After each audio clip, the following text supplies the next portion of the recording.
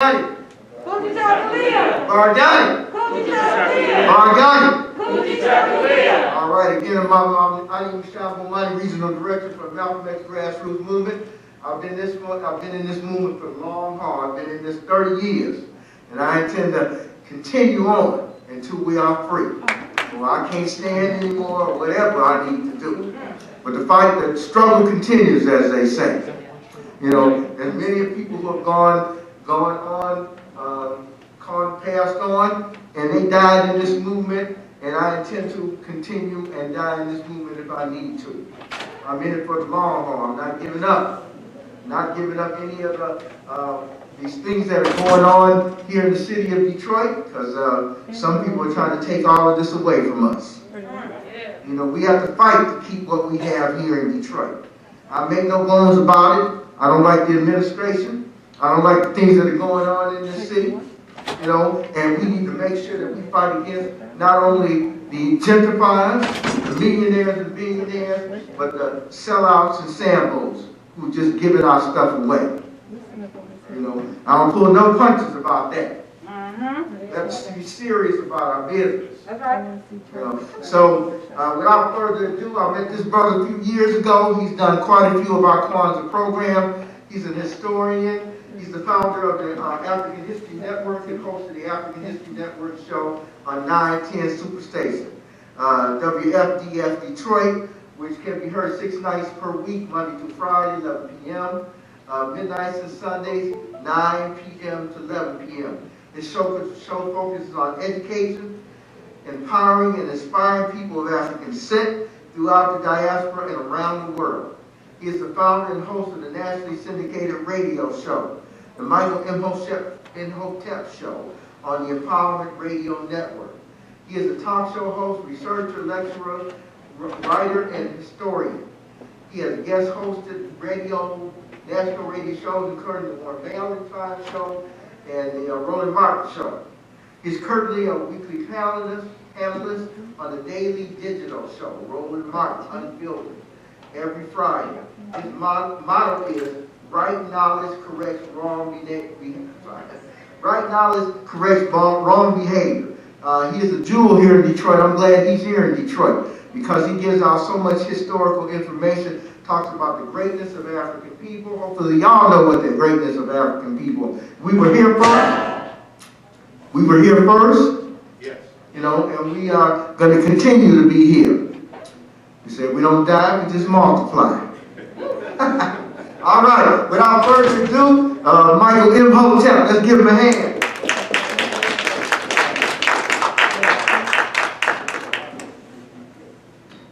All right, Hotep family, how's everybody doing today? All right, all right. Baragani. All right, Baragani. Okay, so, you know, my brother Kimba was saying one of his favorite speakers was coming up. I said, I want to hear this, brother. Who's he talking? He was talking about me. Okay, so I'm Michael Imhotep, founder of the African History Network, host of the African History Network show.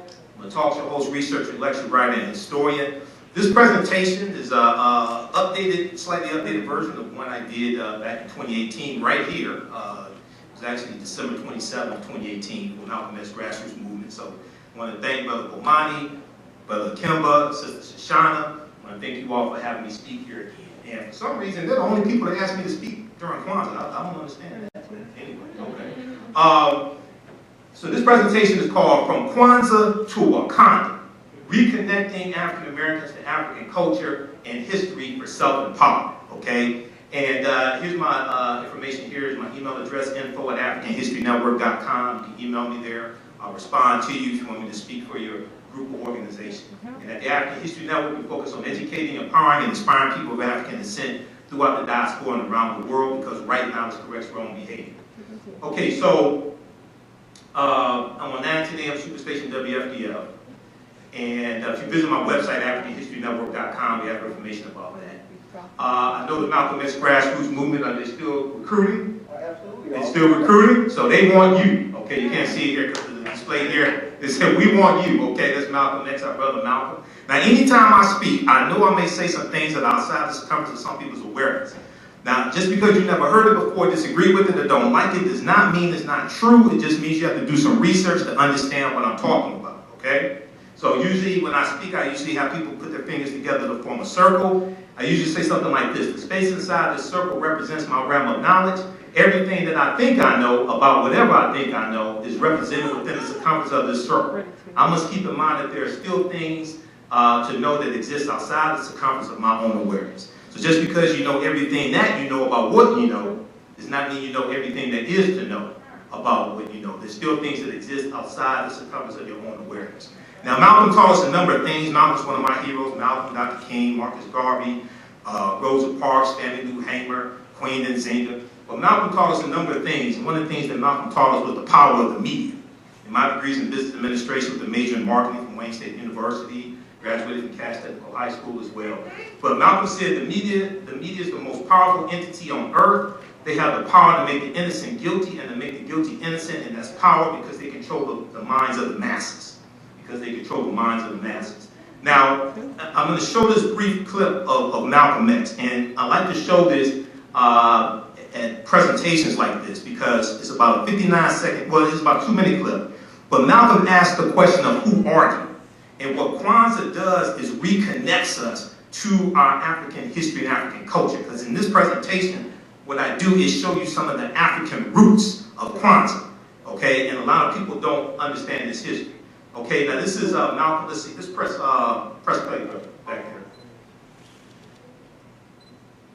Nope. Press play. It should play. Okay. All right. If it's not playing, Malcolm asked the question: who are you? You don't know. Don't tell me Negro. What were you before the white man named you a Negro? Where were you and what did you have? What language did you speak? Okay. What was your name? It couldn't have been Smith or Jones or Bunch or Powell. That wasn't your name. They didn't have those type of names where you and I came from. What was your name? And what happened to you? Why don't you know now what your name was then?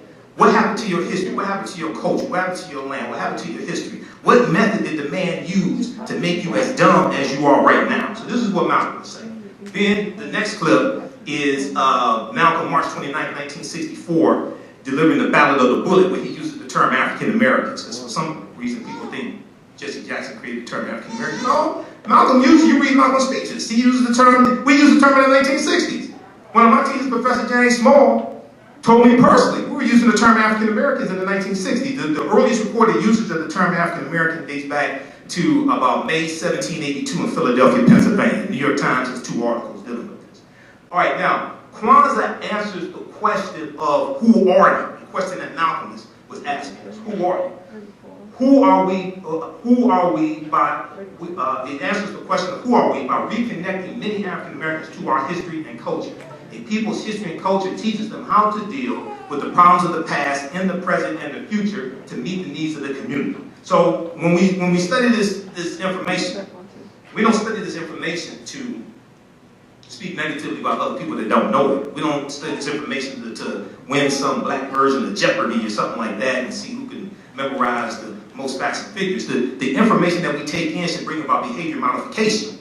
This is why our motto is right knowledge corrects wrong behavior. Okay, it should bring about behavior modification. And then when we saw, how many people saw the film Black Panther? The original, this will be very good, this will be great. How many people saw the film Black Panther? Okay, so we know Black Panther 2 is coming out November of 2022.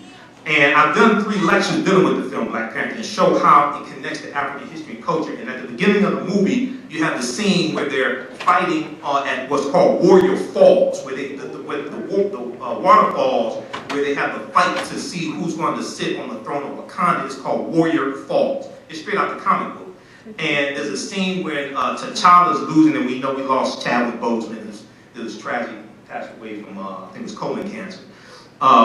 But there was a scene where he's losing to M'Baku of the Jabari tribe, and his stepmother, played by Angela Bassett, Ramonda, she yells out, "Show them who you are. Show them who you are." Okay, well, before you can show them who you are, you have to know who you are. This is where our history and culture comes into play. Now, how many people are familiar with Dr. David Imhotep, who wrote the book, The First Americans Were Africans, Documented Evidence? All right. How many people, you're not familiar with Dr. David Imhotep? Oh my God, you can Google his name. You Google his name, mine will come up also, because I've interviewed him probably about 13 times. His first book came out in 2011 on this subject matter, and it deals with the African presence in the Americas dating back at least 56,000 years ago. 56,000 years ago in South America, at least 51,700 years ago in the land we call the United States of America. Now this is before Native Americans came into existence, okay? And when you see some of my information, you look at the interviews I've done with them, we go deep into this history. And this is why, even though the transatlantic slave trade happened, this is why, you know, some of the academics I have to correct, because we have to understand the last 50,000 years of history, not just the last 500 years of history. Okay? So yes, the transatlantic slave trade happened, but we have to deal with the history of thousands of years before that. Now, on page 14 of his book, he deals with the discovery that was made in Allendale County, South Carolina in 2004. I teach online classes dealing with history and things like this, and some of these archaeological discoveries that are coming out every other week, I deal with in the class, okay? And I say the deeper they dig, the blacker the planet gets, the more research they do, the older we get. Because when these archaeological discoveries come out, they keep having to push the timelines back. They keep realizing all this stuff is much older than they originally told us. But on page 14 of his book, he deals with this archaeological discovery made by Dr. Albert Goodyear, who's an archaeologist from the University of South Carolina. Dr. Albert Goodyear is derided by the authorities in European archaeology and things like this because his discovery is flipping everything upside down. What he found was 13 different types of evidence fairly documented an African presence in this country dating back at least 51,700 years. And these were the Khoisan, who have the oldest DNA on the planet. They're the ancestors to the Ainu and the Twa. They go all around the world. They're in southern Africa. They're still alive today. And they were here in this land also. But they found artifacts, architecture, campsites, carvings, Egyptian writings, footprints in lava, genetic M174D haploid groups dealing with DNA and genetics, linguistics, paintings, skulls, skeletons, structures, and tools. Now, I last interviewed Dr. David Imhotep October 12th, 2021. October 12th, we know, is the anniversary of Columbus landing in what he called the Bahamas. And when we look at where Columbus went on his 4 voyages, number one, we all know Columbus never came to the land we call the United States of America. Okay, right? We all know that, right? We all know that. That ain't everybody saying. Y'all said Kujichagulia, y'all said Kujichagulia the other day. Go look, don't take my word for it. Proper documentation is all conversation. I can show you what white historians will show you. Go to history.com, okay? And look up Christopher Columbus. It shows you where he went on his 4 voyages. The closest he came to this land we call the United States of America was Cuba, which is 90 miles away. But he goes into Cuba, Hispaniola, the western third of the island of Hispaniola is where Haiti is. He goes into Puerto Rico, Honduras, Panama. But a lot of the countries that he conquered on behalf of the Spanish crown are still in turmoil today. And we've heard Puerto Rico on the news. We definitely heard Haiti in the news. Things like this. They're still in Cuba. They're still reeling from being conquered over 500 years ago by Columbus and the Spanish crown. Now, this article right here, this is just a brief summary of it. Read this article, okay? As one of my teachers, Professor Kabahaya Kamane says, you don't have to believe a word that I say, go do your own research, okay? Proper documentation ends all conversation. Read this article. New evidence puts man in North America 50,000 years ago. This article is from November 18, 2004. It's from ScienceDaily.com. ScienceDaily.com is a scientific website. They have all types of scientific discoveries, archaeological discoveries there, things like this. The article is still there because I show this in my classes when I teach. They're talking about Dr. Albert Goodyear's discovery. This is Dr. Albert Goodyear. He's an archaeologist from the University of South Carolina. The summary says, radiocarbon tests of carbonized plant remains where artifacts were unearthed last May along the Savannah River in Allendale County by University of South Carolina archaeologist Dr. Albert Goodyear indicate that the sediments containing these artifacts are at least 50,000 years old, meaning that humans inhabited North America long before the last ice age. So his discovery just totally flipped everything upside down. And what we have to understand is that, you know, a lot of people talk about the 1619 project. Okay, well, there's some good there, there's some historical inaccuracies there, there's some good there, but the Spanish were taking Africans into the territory we call South Carolina and Georgia in 1526. That's 93 years before 1619, last time I checked. People don't even talk about that. Juan Garrido, the Spanish conquistador, who was born in West Africa in 1480, came into Florida with Juan Ponce de Leon, the Spanish conquistador, in 1513. That's before 1619. And this is where you get the name Florida. That came from, that's in reference to flowers in Spanish coming from Juan Ponce de Leon. So this was our land stolen from us. When we actually study this history, we would have a seismic shift in the conscious level of African people in this country, 50 million African people, when we realized that this was our land stolen from us. Okay. Some people sound scared. Are y'all okay? Yeah. All this stuff is fairly documented. This ain't just me saying it. All this stuff is fairly documented. See, now, yes, slavery existed, but see, I got into this conversation, somebody called us on my show and said he's a descendant of slaves. I said, weren't the slaves free? December 6, 1865, when Georgia ratified the 13th Amendment, child slavery in it, weren't the slaves free? When you go study Reconstruction, 1865, 1877, I teach all this history. When you go study Reconstruction, they had organizations, they had like the Freedmen's Bank. It wasn't called the Slave Bank. It was the Freedmen's Bank. They had the Freedmen's Bureau. It wasn't called the Slave Bureau. They were calling themselves former slaves, ex-slaves, freedmen, black freedmen Indian treaties of 1866. I said, why do some of us, now they don't do it intentionally, but why do some of us try to put our ancestors back into a condition that one, they were freed from, two, many of them took up arms to free themselves from? Because when you go study the Civil War, there's about 200,000 African Americans who served in the Civil War, took up arms to fight against their former slave masters. So why do some of us try to put them back into a condition that they, one, were freed from, and two, took up arms to free themselves from? I'm still trying to figure that one out, but okay. All right, because just a few years ago, some of them will call themselves descendants of kings and queens. So I'm still trying to figure this out. So I don't know everything, so maybe somebody can school me on that. All right, Kujichagulia, self-determination. To define ourselves, name ourselves, create for ourselves, and speak for ourselves. Power, as Dr. Wade Nobles, who spoke here back in 2017, Dr. Wade Nobles, Professor James Small, and Dr. Linda Jeffries, they were here all on the same day speaking. Were y'all here for that? Yeah. Okay, some of y'all were here. Okay, I know they were here. Okay.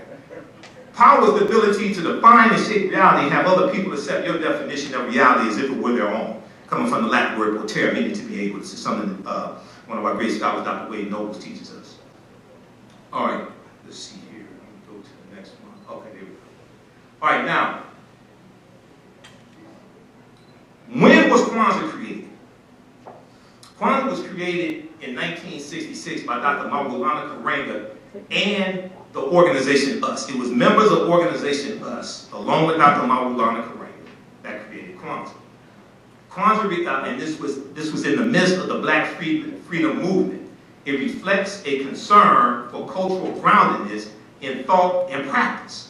Kwanzaa was created to serve multiple purposes and to address specific problems that African people were dealing with in America in 1966, but still dealing with those problems today in 2021, about to be 2022.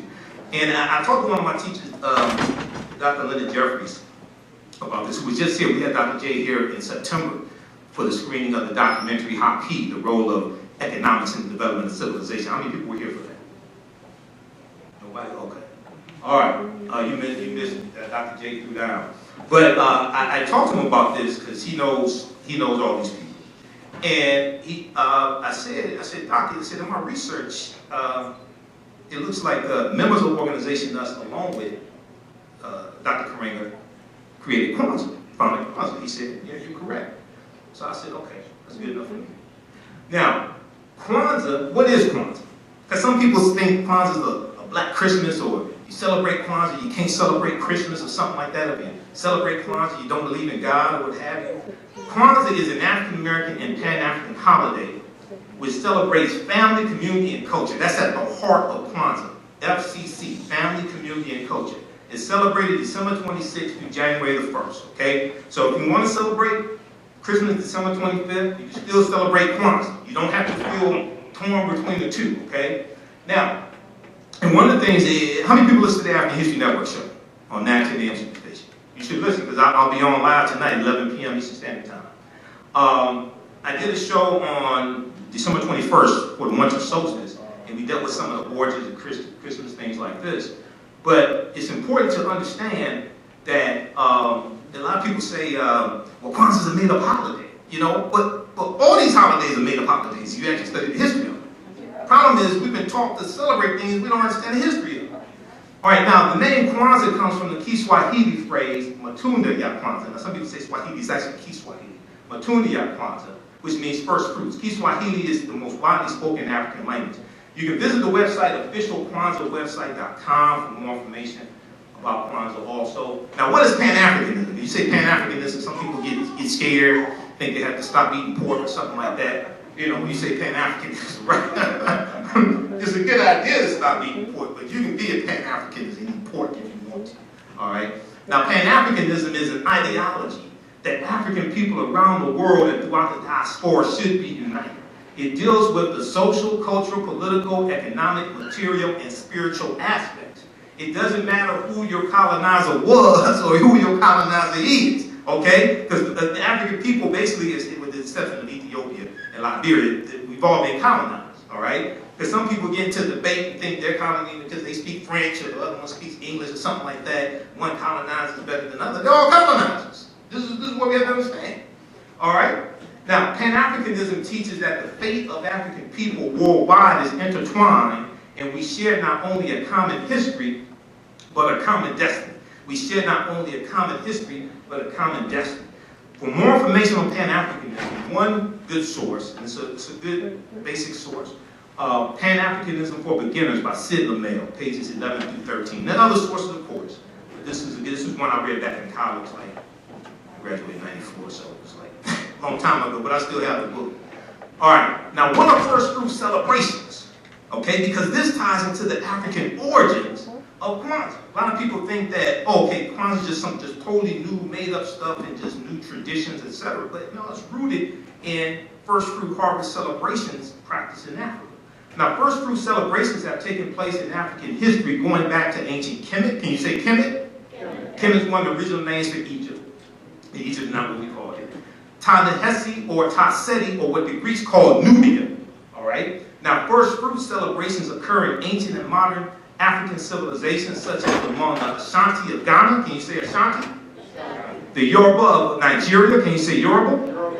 All right. Now, we can also find first fruit celebrations in large African empires, like amongst the Zulu or Amazulu of South Africa, and smaller societies in southeastern Africa, like the Matabele, the Fanga, and the Vega.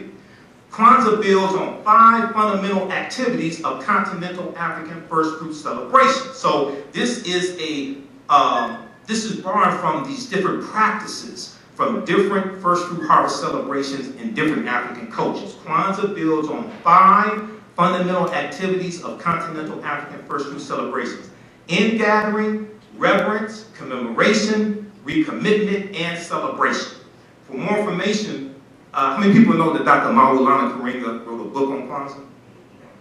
Yeah. Okay, so as I read his book, I do research, I read his book. All right, pages, this is page 16 through 17. The African American holiday of Kwanzaa, a celebration of family, community, and culture. Because he goes deep into it. I also wrote an article a few years ago dealing with Kwanzaa and the origins and things like this.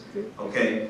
Now, when we look here briefly here at some of the African roots of Kwanzaa, in ancient Kemet, the festival is called Pert in Men, okay, in the Middle Net, okay, what the Greeks call the hieroglyphics, or the coming forth of men, which was seen as a reaffirmation of the harmonious interlocking of the divine, natural, and human, or social, among the Zulu or Amazulu. And in the film Black Panther, we see 11 different African cultures represented. We see the Amazulu, we see the cultures from Namibia, Nigeria, all that, the Mercy from Ethiopia, all that's represented in the film Black Panther. Now, among the Zulu or Amazulu, it was called Umkosi. Among the Swazi, it was called Inkwala. Among the Matabele, Inkwala. Among the Ashanti, it had various names as well. Among the Yoruba, various names depending on the region. Okay, now the Ashanti or Yoruba festivals are usually referred to as the New Yam Festival, Y-A-M, the New Yam Festival, which is the time of harvesting the first yams. Even though these festivals have various names and are from different African societies or nations, they all focus around the harvesting of the first fruits and have similar values and practices, okay? And this is from Dr. Karinga's book as well. You can check that out also. So what we see here is, because once again, and I speak all across the country, and now people say that Kwanzaa is a made-up holiday, things like this. They don't cite the African cultural first fruit celebrations that Kwanzaa is based upon and the cultures that it comes from. Okay? Kwanzaa helps to reconnect African people to who we are. Just as the 14 pieces of Asar were dismembered and Aset collected the 13 pieces and he was resurrected. Okay? This history and culture helps us to remember, helps us to put those pieces back together and come alive again. All right, now, as I said before, you know, a lot of people, and this is not to offend anybody, but a lot of people say, oh, Kwanzaa is made up holiday. If you study the history of all the holidays are made up holidays, okay? Everything from Easter, Christmas, Thanksgiving, St. Patrick's Day, Cinco de Mayo. Cinco de Mayo is celebrated more in the U.S. than it is in Mexico. Cinco de Mayo is not Mexico's Independence Day. That's celebrating a minor battle in 1862 where 2,000 Mexicans held off 6,000 French, okay, in the war that was going on. The 4th of July as well, that's made up too, okay? I'm not saying things didn't happen. I'm saying there was a time where they didn't celebrate it. It's something made up, okay? Dr. Musa who wrote the book African People and European Holidays and Mental Genocide, called it the 4th of July, all right? Valentine's Day, all these are made up holidays, okay? You can celebrate them if you want to, but I think it's important, especially for African people, to understand the history of what it is we've been taught to celebrate. Because a lot of times we participate in things and don't know what we're doing, okay? And then when we ask people, well, why do you do this? Why you do it? Well, my parents taught me, or my teachers taught me, or something like that, okay? How many people read African People and European Holidays and Mental Genocide? This is book 1. He has a book 2 by Dr. Musa How many people read it? Not one person clapping? Okay, so take a picture of this.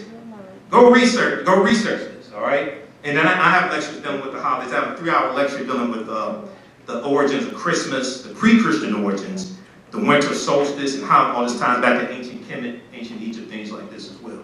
This is Bantu Stephen Biko, one of our great South African freedom fighters who died in 1977 from injuries he suffered from South African police. He was betrayed by Denzel Washington in the 1987 movie Cry Freedom. He said, the most potent weapon in the hands of the oppressor is the mind of the oppressed. The most potent weapon in the hands of the oppressor is the mind of the oppressed. We have to take our minds back. We know just yesterday, we know we lost Bishop Desmond Tutu as well.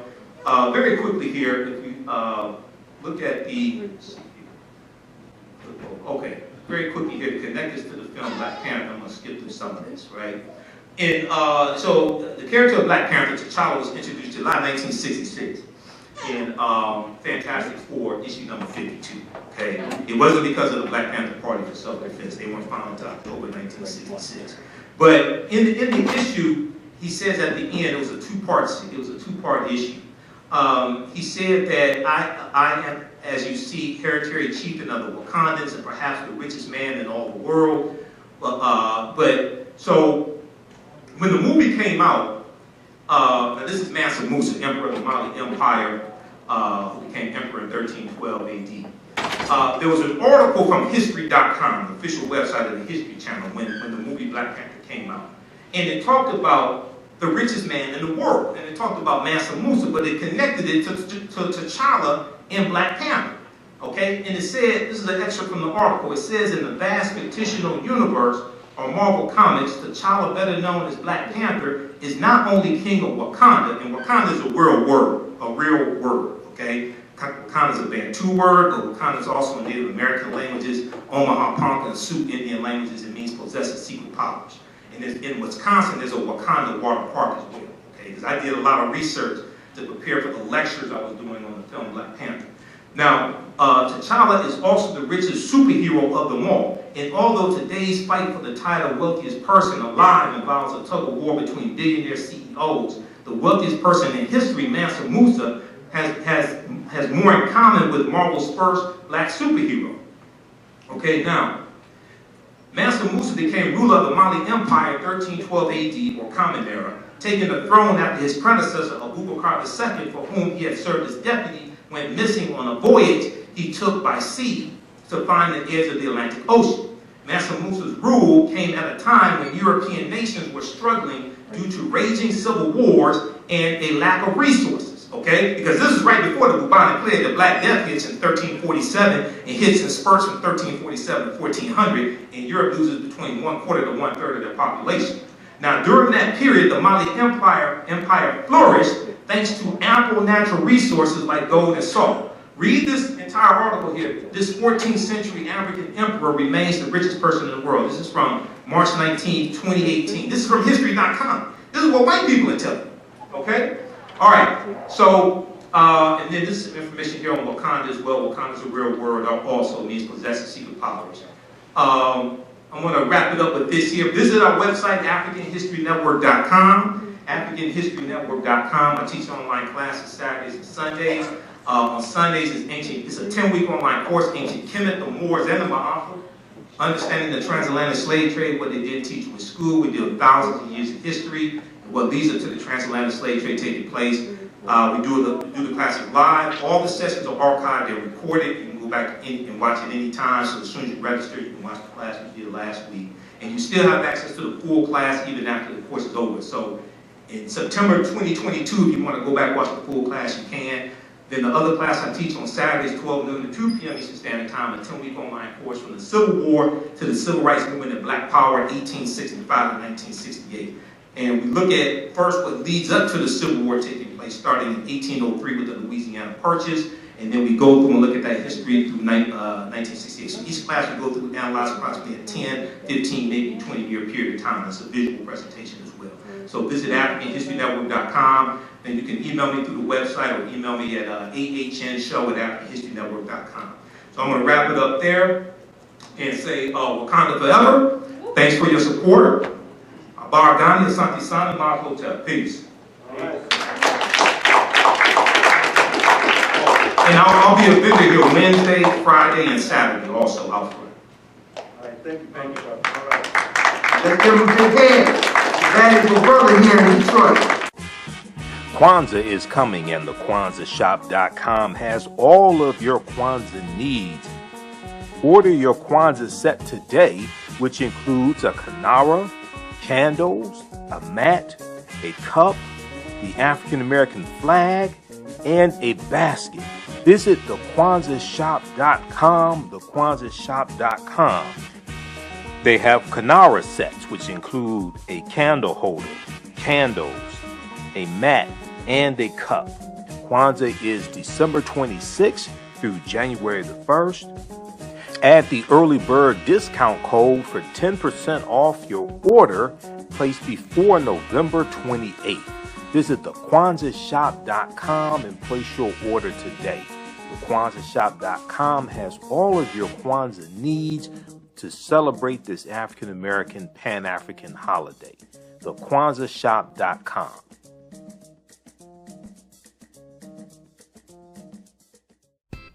iRedify is a Black-owned digital platform that showcases Black and Brown cultures and people. The books on the platform are written by African American authors, Afro-Caribbean authors, African authors, and so much more. Kids 14 and under can read ebooks, listen to audiobooks, and complete learning activities. Kids can even write in the books digitally. Get unlimited access to everything on the platform for only $8.99 a month at iRedify.com. Sign up for your membership today. Mental health and well-being have long been a taboo subject in the so-called African American community. So I enlisted the help of mental health experts, thought leaders, and activists to help kill the ghost of Willie Lynch and heal from post-traumatic slave syndrome. We experience trauma a lot of times on a subconscious level. So sometimes something happens to us and we know that it's traumatizing, but we don't really recognize the extent of the trauma. African Spirit Cards specialize in the design and printing of high-quality African-centered note cards and stationery. African Spirit Cards breathes and rejoices in the African and African American experiences. They honor our African heritage in all that they do for you by proudly displaying the great motifs and ornamentations of the African world diaspora. They use African images, African proverbs, and many African languages to fully immerse their clients in the wisdom and history of and the connection to Africa. They understand the importance of having images around us that reflect who we are. These images also illustrate where we came from and what we desire to be. They are here to serve you. Follow them on Instagram at African Spirit Cards, that's African with a K. They have a wide selection. Check out their holiday selection at etsy.com/shop/African Spirit Cards. That's Etsy, ETSY. You can give them a call at 313-995-3579, 313-995-3579.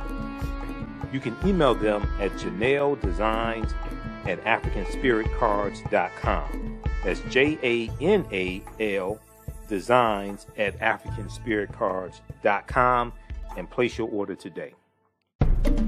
Come and travel with me to a time long ago and place far away. You will experience high adventure and excitement. You are fighting alongside an ancient army in fierce battle. Feel the exhilaration of struggle and final conquest. My name is Mninkore, and I am both a prince and a priest in one of the most advanced civilizations humans have ever produced. I want you to ride with me in my chariot as I slay the barbarians who have come to invade my land. I invite you to sit at the conference table with the great Pharaoh Taharka and his ministers as they plan intrigue and use subterfuge to outmaneuver and defeat the enemy. Come back with me to the land of your ancestors, to the beautiful land of Kemet. So open the pages of this book and begin the adventure. Find out what happens in the book Mninkore Battles the Assyrians in the Nile Valley from author Makari Jones. Get your copy today at Amazon.com.